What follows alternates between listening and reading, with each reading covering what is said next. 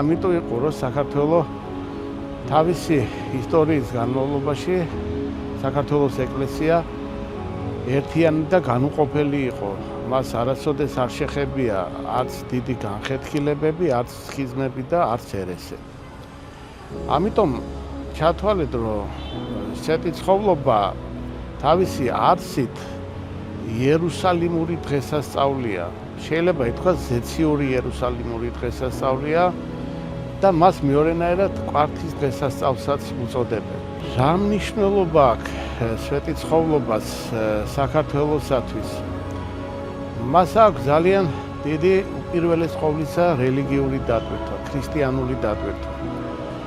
სვეტიცხოველი აკავშირებს საქართველოს ქრისტიანობას ძველ აღთქმისეულ პერიოდთან. და ეს არის სიმბოლო ბიბლიის